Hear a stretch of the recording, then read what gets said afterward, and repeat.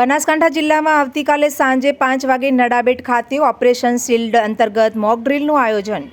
વાવ સુઈગામ વિસ્તારના તમામ ગામડાઓમાં સાંજે 7:45થી 8:15 સુધી સાયરન વગાડીને બ્લેકઆઉટ કરાશે.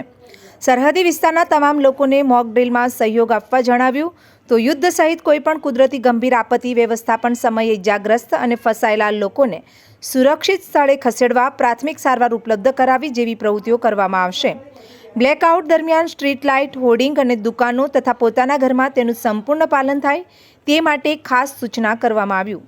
મોક ડ્રીલમાં સિવિલ ડિફેન્સની તાલીમ પામેલ વધુમાં વધુ વોલેન્ટિયર્સને જોડાવા અનુરોધ સાથે નાગરિકોને સહભાગી બનવા આદેશ કરાયો. આવતીકાલે 29મી મેના રોજ ભારત સરકારના ગૃહ મંત્રાલયની સૂચના મુજબ ઓપરેશન શિલ્ડ અંતર્ગત એક મોક ડ્રીલનું આયોજન બનાસકાંઠા જિલ્લાના નડાબેટ ખાતે રાખવામાં આવેલું છે. આ મોક ડ્રીલ સાંજે 5 વાગ્યાથી શરૂઆત થશે. આ ઉપરાંત મોક ડ્રીલના ભાગરૂપે બનાસકાંઠા જિલ્લાના સુઈગામ અને વાવ તાલુકાના તમામ ગામોમાં સાંજે 7:45થી 8:15 વાગ્યા સુધી બ્લેકઆઉટ પણ કરવામાં આવશે.